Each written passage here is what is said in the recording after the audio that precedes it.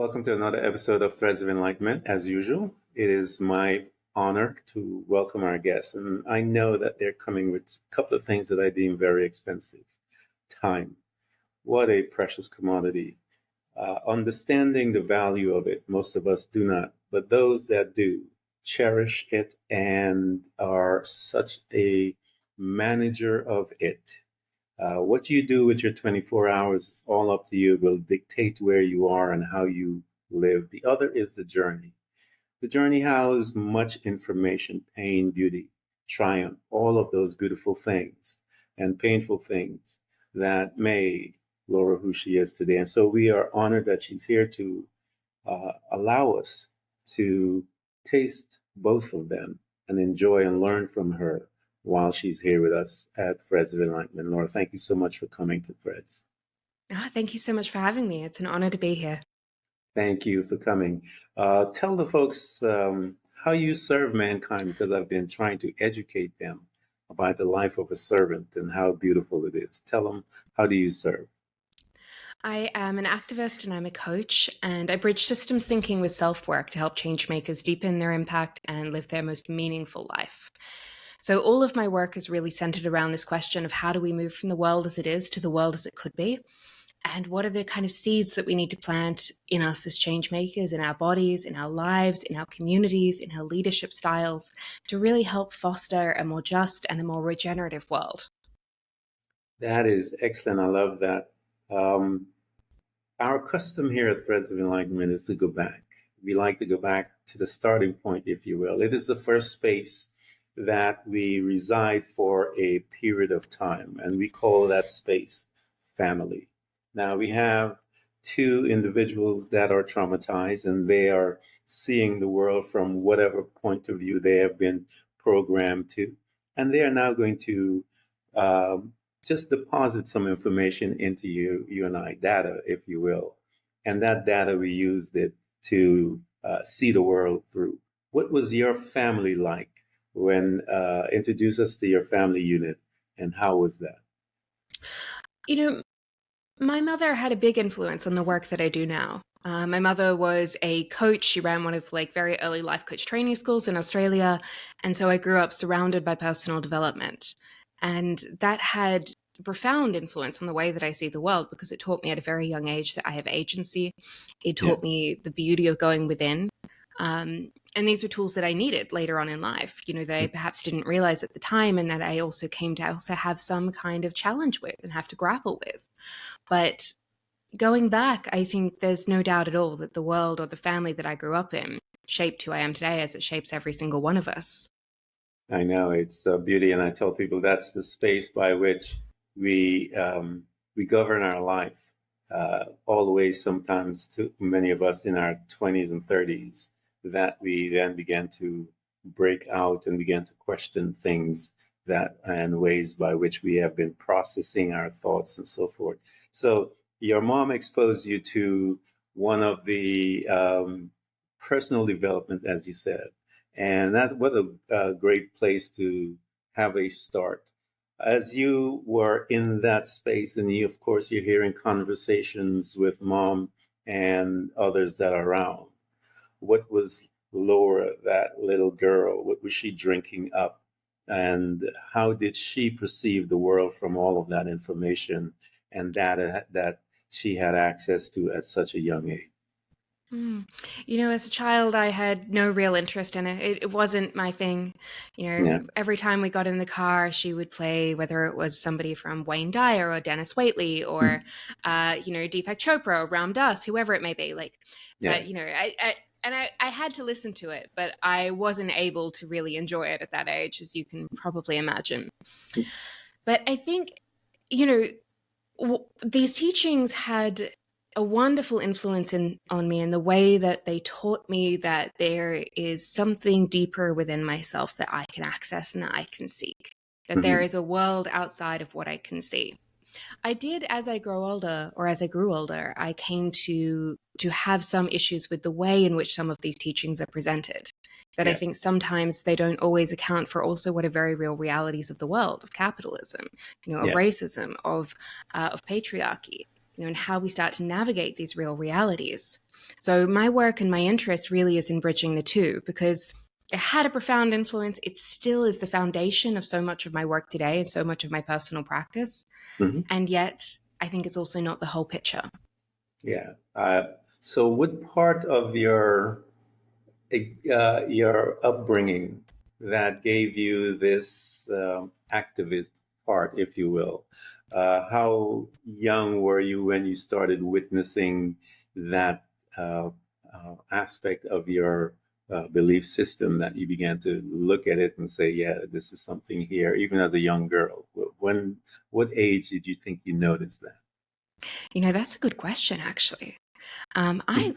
I don't think I've been asked that. I think, if I think back to like when did I really start like starting to care about the world, Yeah. um, it would have been in my late adolescence. And, part of that was actually coming out of a really profound time in my life that was kind of, filled with mental health crises, filled with depression, filled with self-hatred, and filled with like a very, very limited worldview. Yeah. And there was this time that I remember very distinctly, of like starting to reconnect with the world around me and starting to realize this world that was larger than myself, starting to recognize and develop compassion in a way that I hadn't been able to feel for a number of years Hmm. because I'd been so numb and so cut off from my emotions. And so I would say it was in my late adolescence, and around that time, I started getting involved in animal rights activism, fundraising, what we could do, and then obviously later on, particularly now, into kind of climate activism and biodiversity loss. You had mentioned when you were discussing that some dark energies there, depression, all these things. Um, when did you become familiar with them in your life, Oh, and quite young. what brought it in? I won't share what brought it in because I think that, that's a personal topic that I'm still uh, finding the words for to talk Yeah. publicly about. But, I think from a very young age, I knew what it was, or I would say from a very young age, it took me a practice to learn how to work with my anger, to learn how Hmm. to work with the emotions that I held, to start to see them as wisdom, to start to see them as information. And I didn't have those tools when I was younger. I wasn't taught them, despite the wonderful personal development teachings that I was exposed to. And so it was a practice then of learning how to not turn against myself, learning how to not turn away from myself, and how to use the experiences that I was having as sources of enlightenment, as sources of liberation, as I think that they can be. Yeah. And as this young girl, this young woman is moving through, and let's say she's in high school, moving through, thinking, heading to college. What were those thoughts as to where would you like to be heading, if you will? What were those thoughts that you were having, those conversations, maybe some with mom, maybe with friends and so forth, as you were passing through high school and you're coming to the end of that? Which direction did you take, and why? I honestly didn't really have a direction at that time.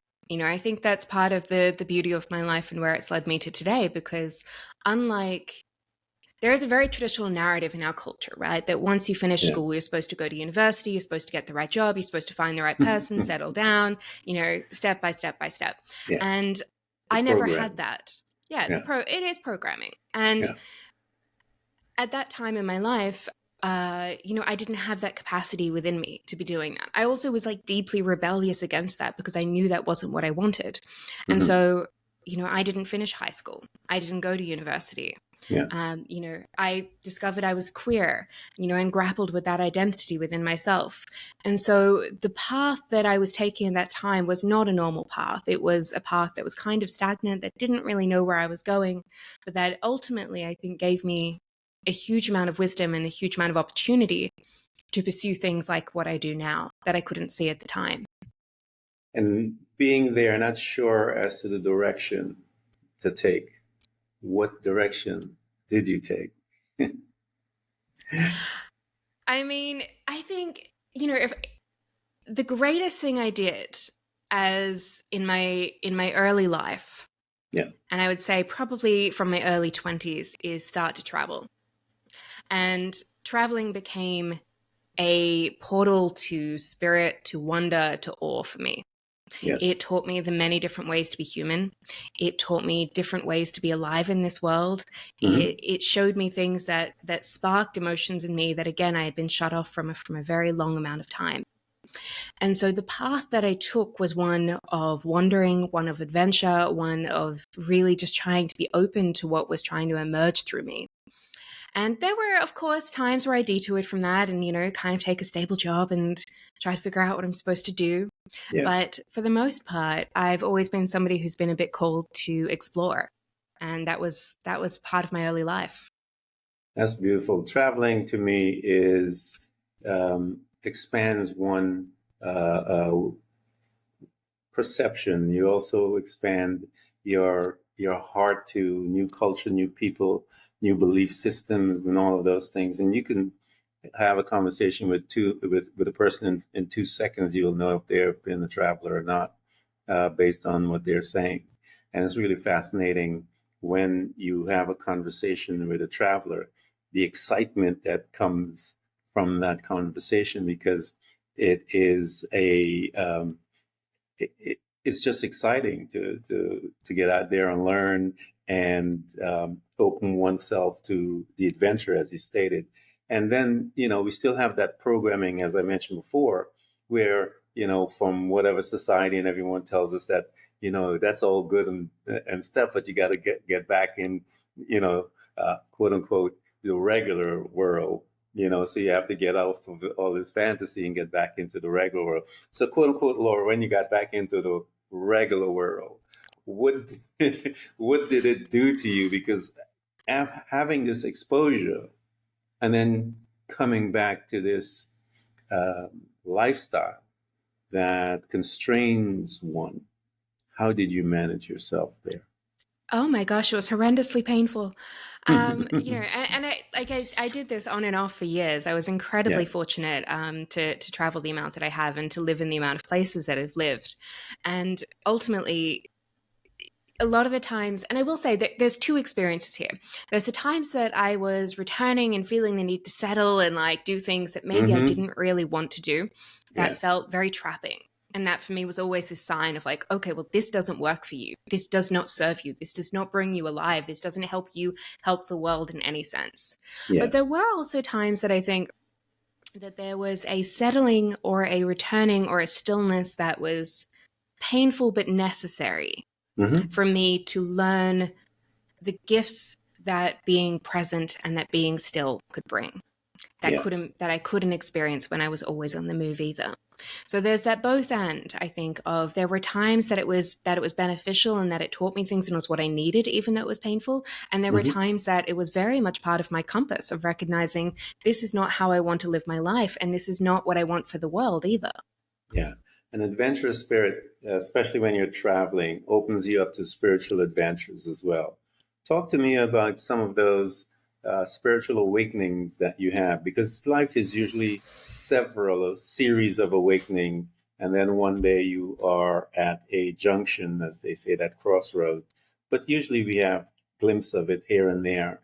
Walk us through a couple of those Mhm. times when you have something that happened uh, on a random day, as they say, and you're living your life, and you have this beautiful enchanting moment in the realm of the spirit. Talk to us to one of those incidents that you remember vividly. I think we all have those moments, don't we? Yeah. Sometimes they're like Yeah. really simple as we like walk along the street and it's just that sense of stillness, that sense of like Yes. magic in the air. There's so many Enchanted times, moments. Yeah. yeah. And there's so many beautiful moments that I can remember throughout my life. I think, I remember one specific moment, or the one that's kind of coming to me now, is I was very fortunate to visit Bhutan a number of years ago, which Hmm. is a beautiful country between India and China in the Himalayas. And I was on this journey there learning about gross national happiness and well-being economics. And there was this profound moment towards the end of my time there, where I was looking out over this valley and having this realization that it was really this heart-led work that I was meant to do. I Hmm. think intellectually I'd kind of thought of it before that. I think, Yeah. I'd studied coaching. I knew that there were directions I wanted to go in. But there was something about this connection to my heart in that moment that really taught me that no, this in this world of the inner compass, this in the world of connection, this in the world um, of the gifts and the pain and the wisdom that all of this can offer us was really something that was very noticeable and very, very prevalent to me at that time. So many moments, but that's the one that's first coming to me. Yeah, that's I love those moments because you get up and you're having a regular day and then they show up and the impact that it does to your spirit and how it locks in that emotion. And when you talk about it, it brings you to that moment and you get a chance to uh, enjoy that fleeting seconds for whatever it was. So here you are, you're learning, you're a coach, you are traveling, exposing yourself to all the different uh, adventures as you're going through. As a coach, you're gathering data about personal development and all of these things. What were you doing with Mm. all of that data for you? Ooh.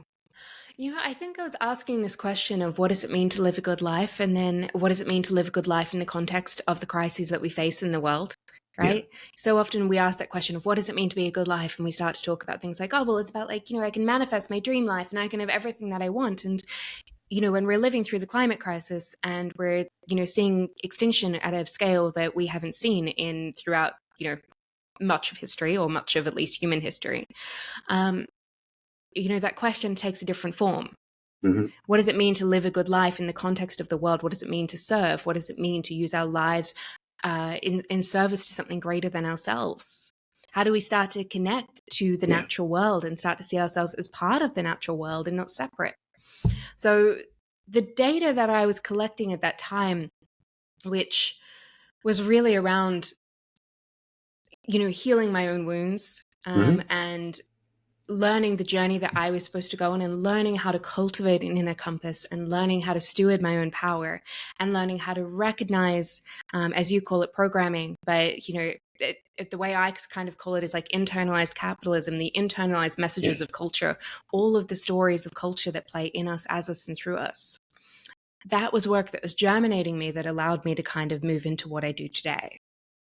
What tools did you bring into your life to help you, assist you, if is the right word, to assist you to achieve? Because you had mentioned some dark energies earlier, and those energies are still there with you, even though you're traveling and going all over the world. What were some of those tools that you brought in to help you manage them and to become um, one that is able to handle all of those dark feelings and all the different things? What tools did you bring in into your space? I mean, from a personal perspective, tools I used included everything from therapy, which was like deep therapy, and I've worked with many different therapists, which was transformative, plant medicine, breath work, meditation, self-inquiry, contemplation. These have Mm-hmm. been some deep ones for me, and these are tools that I still use today and that I work with and that I practice with. But there's no kind of one moment, I think, and Mm-hmm. I also wouldn't necessarily use the word manage, but I think rather what I learned through these tools and through the journeys that I had was the capacity not to turn away from myself, not to Mm-hmm. turn away from what is painful, and instead to start to inquire with it, to start to offer it love, to start to see what wisdom it holds, because it's there for a reason and it deserves to be heard and it deserves to Yeah. be listened to. And so that was definitely part of my journey. How did it feel when you began to experience love towards you? Uh, how did it impact you as you are beginning to love yourself? It was a painful experience, this. Yeah. I think there's this idea that, whatever it is that we're unlearning in life. Mm-hmm. Yeah. Okay, so whether it is the unlearning of the messages that perhaps we're not worthy, whether it's the unlearning of the messages that we've never done enough and that we always need to be doing more, or that somebody else's needs are always to come ahead of our own, or whatever it may be, it can be a painful moment, because there are usually wounds underneath there, and there are cultural wounds that live Yeah. in every single one of us, right? We're not unique in feeling these. Yeah. And so, but there is that moment of turning towards it and of starting to create the grace and to create the capacity to be able to sit with this. And that is a practice. It's not a one-time thing. I think it's not a moment where it's done and it's dusted and it's over. Rather, it's the kind of leaning into it and the kind of sitting with it, and then, oh, this is here. Oh, okay. How can I face this just a little bit more today? Can I turn even 1 degree closer towards it? And that's the practice. I call it the practice of becoming. And That's a beautiful for term. me, the terminology is never ending. And so people ask me, what are you practicing? Becoming. And so for me, it gives me room to explore and to dig into the dark spaces, the pain, and all the other things, and become something different than what I was yesterday, 5, 10 minutes ago. So how would this woman, here she is, she's gaining all this knowledge, working on herself, and she's looking outside into the world and seeing some traumas, people going through, experiencing. How did she now begin to, um, how can I say, how she began to, the yin and yang of that, dealing with herself, looking, as you said, you have this part of you that is a rebel, if you will. How are you beginning to now look at the outside as you are working on you on the inside, and you're seeing all these different needs that are global, if you will? So as I mentioned, I'm an activist, and Yeah, I've been engaged in like various forms of activism over the years. And particularly, though, I remember a few years ago when I was engaged in climate activism, seeing an incredible burnout rate that existed. That very yeah, often within a year of joining, uh, people would be spent and have nothing left and need to step back, and there, but it wasn't done from a place of like, oh, this is healthy, I'm going to like step back and step back in this flow and rhythm. It was just like we'd exhausted everything that we'd yeah. had, and then there was just nothing left. And I'd had similar experiences myself, and I really started to wonder at that time whether we were trying to make change using the same energy as the system itself. Hmm. So much of the activism that we were kind of centered around, and any sort of climate activism, is also around disrupting capitalism and the economic Yeah. system that we live in. That capitalism is a system that says that we need to always be doing more, that there's not enough as it is, that we need to devalue any beautiful, living, complex resource like our body or like the Hmm. natural world in order to pursue the stories of shoulds or have tos or musts or growth. Yeah. And that energy became very apparent to me and very clear. And so I started to wonder, where I could start to bridge self-work and world work and start to use self-work as a form of world work so that we could get free of these systems. Hmm. Because I believe ultimately, while there are external systems that need to shift and need to change, and we need to do that work, these systems also play out in us, as us, and through us. And so unless we do the work within ourselves to be free of this system, to return to what is authentic, to return to what is true, then they're destined to recreate themselves. And that's the work I learned at that time through climate activism and through being engaged with the world, and having already had the tools of my own personal development and of starting to see patterns, starting to see rhythms, starting to see the way stories play out in Yeah. us, and bridging the two to what I do today. Yeah, that's a powerful insight to have, to see that and to notice the burnout rate. So when you began to notice that, Laura, and you began to investigate it and become, question that, what were some of the patterns did you notice that it was causing the burnout rate at such a high percentage? Because, um, as you stated, you were looking at it, watching it, and actually seeing it. And what was the patterns did you notice, the behaviors, the mentality of those that were destined to be burnt out? Yeah, there's certainly there's things like I could mention, like the emotional weight of change work, right? Or the Yeah. shoulds that we all carry. But there's a term that I use now called internalized capitalism. And this is really what I started to notice. This is the threads that I was pulling at this time. And internalized capitalism is just the equation of our worth with our productivity or with what we produce. Hmm. And so it shows up as feeling like we've never done enough, right? That sense we always need to be doing more, Yeah. having more, giving more. That sense of time scarcity. that there's never enough time. And Yeah. this is one that I still work with, right? That we hear it all over our language, like time is of Yeah. the essence, or Yeah. oh my God, I wasted so much time, or I can squeeze a little bit more in. So this idea that time is really scarce, that it's a Yeah. commodity, that it's linear, that it's something we Hmm. extract and pull from and race against. This idea also that self-work becomes not self-work for transformation, not self-work for liberation, but self-work for fixing, for striving, because we can level up or be better, Yeah. right? So like the energy with which we're using it was like not one of inner work, it was one of capitalism. This idea of like feeling guilty if we rest. And like Yeah. again, there's so many people who care about the world, right? If when we do such important work, but this sense that even taking a weekend off or taking some time out for ourselves comes with this sense of guilt because, well, you know, should I do this? Can I do this? Like so many crises are so urgent. And what I saw as well was this equation that urgency meant always working faster. It meant Hmm. always the rejection of our own needs. And these were the threads that I was pulling out and starting to wonder, well, where does this come from? And why is this like so common, not just in change making, but like across the board in our culture? And Yeah. that's when I started to look at cultural stories like capitalism. Yeah. It's a powerful um,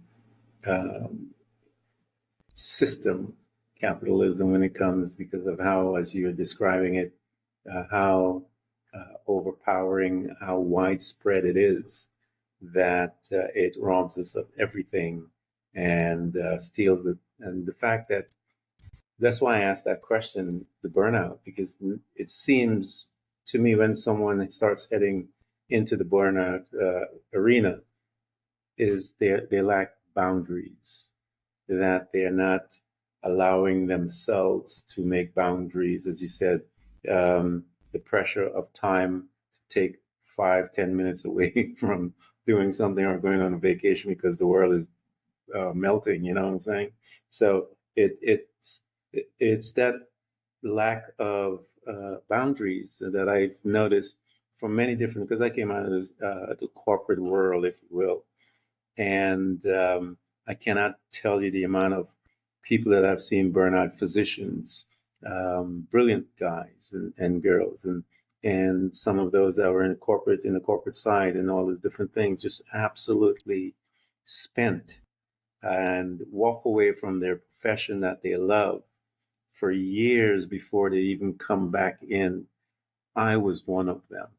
I took, to me, corporate and capitalism at the time represented the watch and the suits and whatever. And when I walked away, I stripped off from the suits. I didn't wear suits for years. I didn't have a watch on for many years. Did not touch it.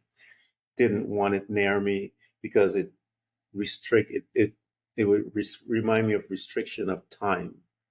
And I walked away from it. And as you see, I had all kinds of beads. I had beads all the way up here. I can't tell you how much beads I had because I didn't want anything. I just did a lot of meditation and went away, and I did not want to go back. But I eventually came back in. But when I came back in, I came back in with knowledge.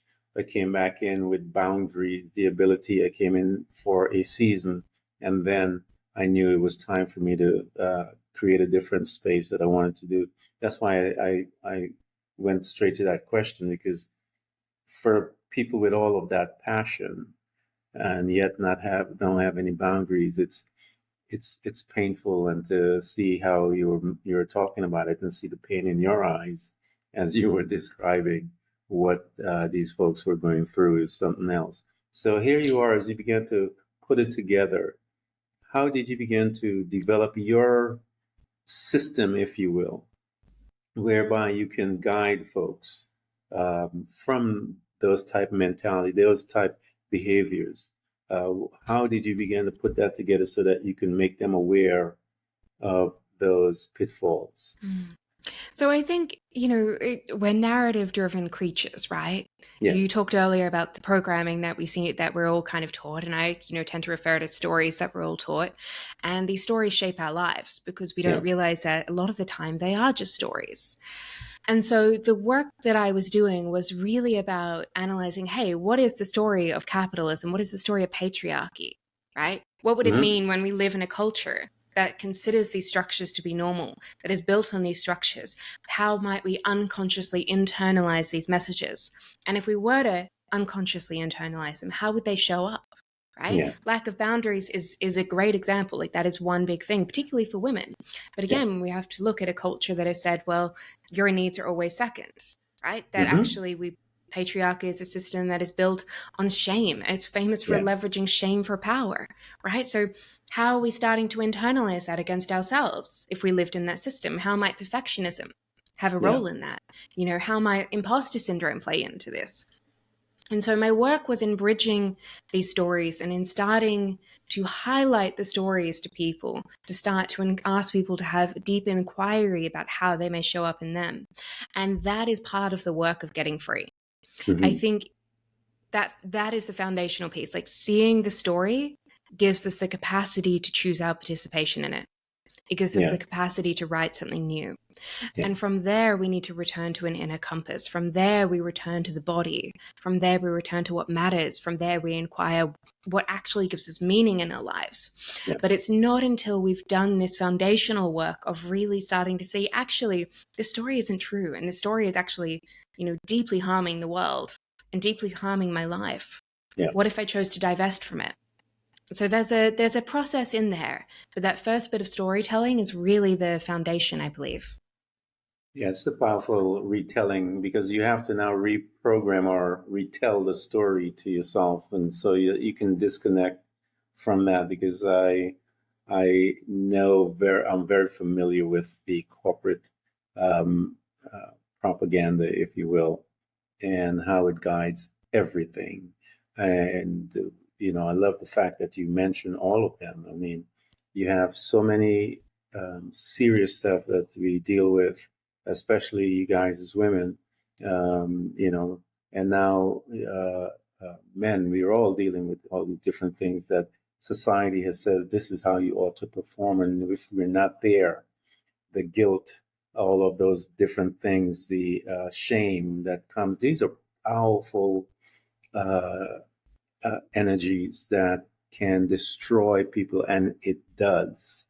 We Mm. know that many women and men, because of not being able to live up to that image of what these models look like, and I tell people I hung out with models early part of my life, and I saw what those girls had to do in order to maintain that figure that they are walking around with, and the sacrifice that and damage that they also believed in the corporate mentality stuff. So we're all in it, and we have to learn how to deprogram and retell the story, as you said. As you began to do that, and uh, talk to us about those conversations that you were having with friends and clients that you were helping them to retell their story. Talk to us about one of those stories when, and I love those because to me it's holy. When you have that transition, when they began to understand the retelling of the story and see it, for a lack of a better word, when you say there, the light bulb went on and Mm. it changed them as it changed you. Invite us to one of those conversations, if you will, when that transition was taking place and the response that that individual had. I kind of know the response that you would have, but invite us to that response that the individual would have. Well, it's funny, right? So I think when we're talking about this idea of getting free, we sometimes think of these beautiful moments of liberation being like, this like light bulb aha moment, or like, I've gone down to the river and I've bathed and it's like I'm free, right? There's like this one moment. Yeah, And I think it's so often that the work is actually done in the very small day-to-day, moment by moment, less always. Yeah. sexy work. Hmm. And it usually also comes with this kind of dose of guilt, right? So even when we Yeah. start to see the story of capitalism, we start to see the story of patriarchy, we start to see the way these systems are playing out in us, as us, and through us, there is sometimes this question, though, of like, yeah, but isn't that true? Or like, isn't this still the way I've always operated? And, well, what will my family think? Or, what will the people around me think? And so returning to this idea of an inner compass, and this is true for everyone that I work with, even though I use this idea of feeling good and what it Yeah. means to feel good, isn't the same thing as feeling comfortable. Yeah. It is often deeply uncomfortable work. It's moment by moment work. It's not as sexy as it sounds when we use great terms like liberation and enlightenment and getting free. Yeah. Um, It's you know, messy. it's messy. Exactly. Yeah. It's messy and it's It's small and it's kind of annoying absolutely. sometimes. And you're like, God Yeah. damn it, it's here again. I have to do this again. Really? Yep. Like, you know. It's And so it's messy, man. the journey for people is really one of like that starting to recognize, that starting to pick it up, that Yeah. starting to make different choices. Because even once we see the story, there has to be that willingness to say, hey, what if I want to do something different? Hmm. What if I want to divest from this? What is the story that I actually want to create? Do I have the power to do this? What power do I even have? And so there's never one moment. It is always a journey. It is always a process. It is liberating, but also uncomfortable. And that is the work that we do. It's always uncomfortable. It's designed to stretch you. It is designed to probe. It is designed. Um, we call it discotomos, the blind side, is to make you aware of those blind sides, and that's why we have relationships in our lives, whether it's a lover, a friend, a coworker, whatever, and they may notice use some patterns, and they will bring it to your attention. And usually we have a couple of ways we could respond. I know how I used to respond when I didn't understand the purpose of that. The language that I used was very colorful. Now today, instead of those colorful languages, someone comes to me and say that because I can understand the purpose of my friends. They see something. They are here to help me be even better than I am. And I am so close to this thing that I cannot recognize it. They bring it to my attention. So when they do that, when someone does that to me, I would tell them that I would bring that to the forefront of my thoughts because I know I am now going to begin to meditate. I'm now going to begin to be um, more present to see this type of energy. What are the triggers? And so all of those things, when I make that statement, is to basically alert me to be present. And I love those times. And it's always messy. I told you that I was there. I believe all of us are traumatized. I was there when my sons were born, all of them. And it was messy as ever. The kids were traumatized. I was traumatized. But I want to let you guys know those boys of mine are some of my best friends on this planet. And so but it took a journey to get there. My eldest son called me and told me I was a prick when he was 21 years old. And then he said, a couple months later, he called me up and he says, now I understand the things that you were teaching me. Because, my goal was that I would tell them there's always other teachers. I am simply one of them. There is one other teacher that is coming and she is going to hug you and kiss you and beat the hell out of you and don't care how gorgeous you look and handsome you are. And that is called life. And she will not respect you until you respect her.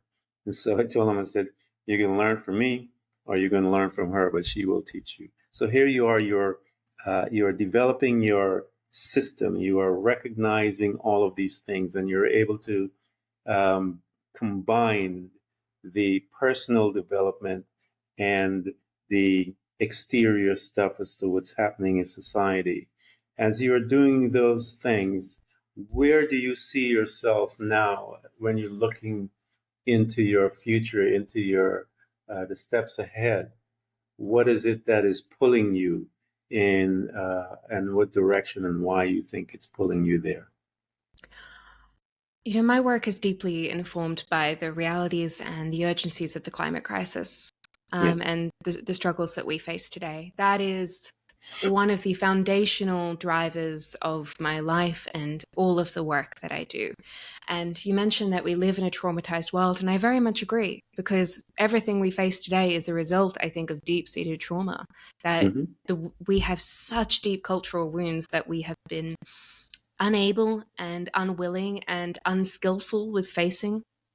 And so my work, both now and heading into the future, is really to help changemakers to do this work, to help changemakers to bridge this world of self-work and world work. Because if we are trying to make change from the same energy of the system, we are never transforming it.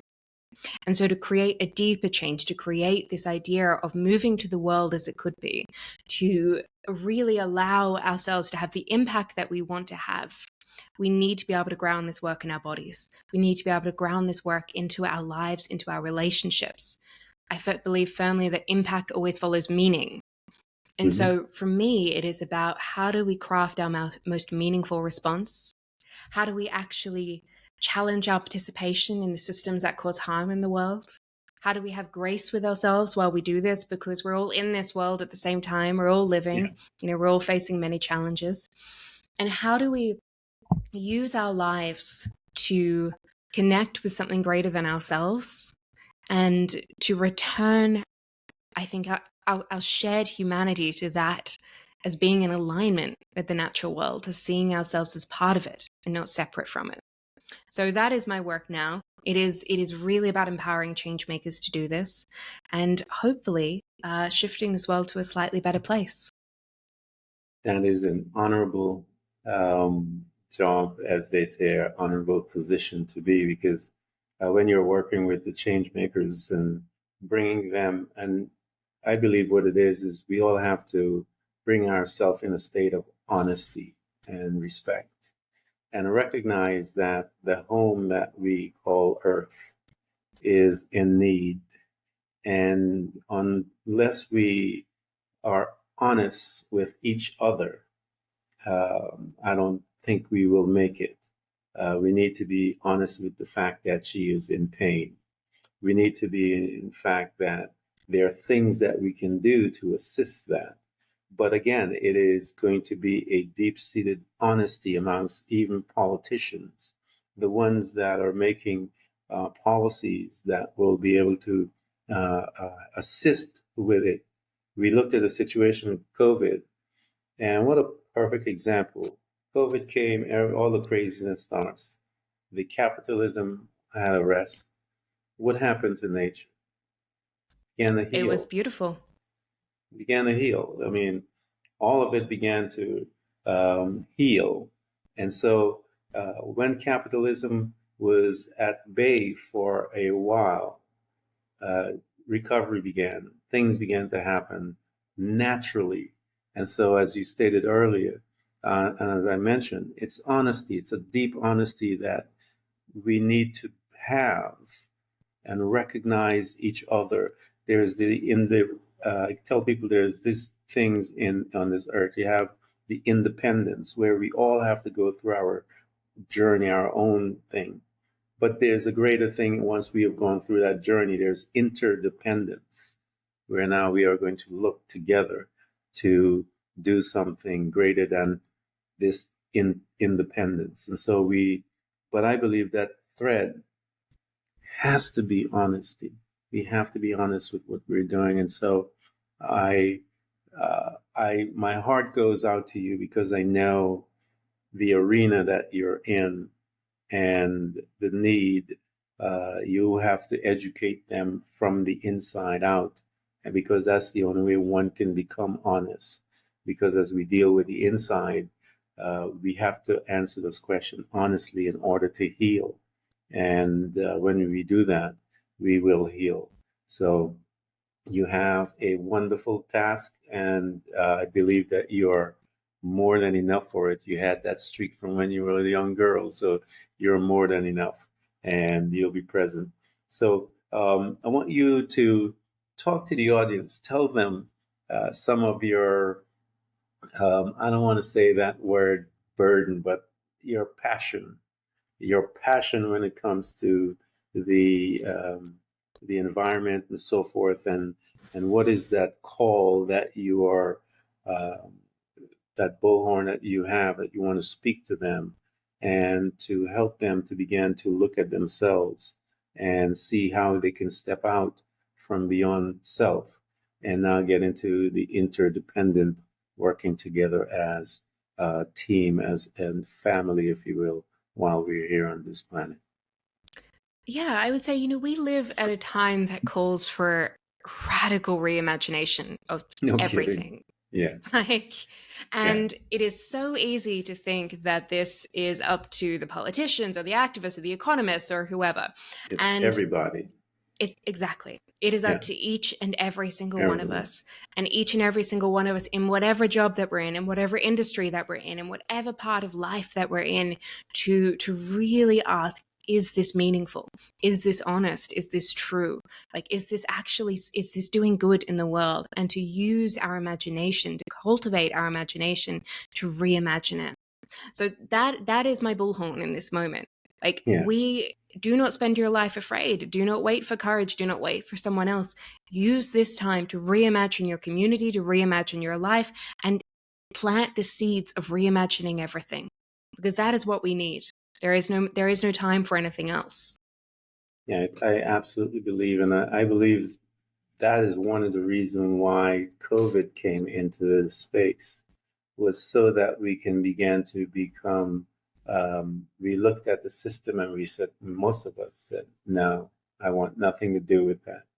And we saw that millions of people walked away from the job, began to reimagine how they are hooking up to the world, and everything changed. And it's still changing. I know that many folks that teachers that are in the system, infiltrating the system of the educational system, with bringing in and introducing meditation, which is something you can't do.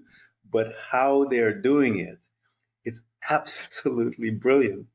And the kids and the school system is accepting it and allowing it in, not knowing that they are trying to get them to change the system, and they are changing the system by Yeah, having these kids meditate on their because the break system and stuff lives in like that. us as Yeah, well, right? This is the thing. We so often think the system is somewhere out there, that this piece of paper that we need to change, but the yeah, system is us. We yeah. are the system. And so, exactly, what we can do with teaching meditation, with teaching contemplation, with teaching tools of Hmm. self inquiry, of self empowerment, these are system changing tools. They're not the Yes, only tools that we need. There is also external work, but they are part of the process.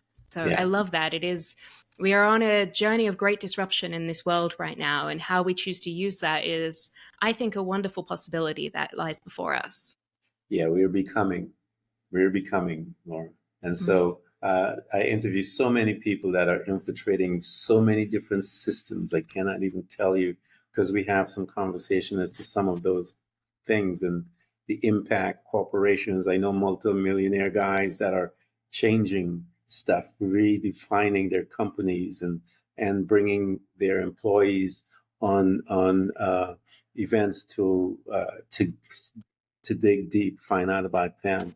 I can go on, but this is what, as you said, this is what is needed, and I believe um, we as a collective called COVID in, and as painful as it was, I believe the purpose of it has ignited something, and we saw that nature itself um, was able to heal. So that means that we also can heal from it, and so things are happening, as you say. Keep keep plugging. Things are happening. I am talking to folks all day long about that. Laura, I want to thank you for coming to Threads of Enlightenment.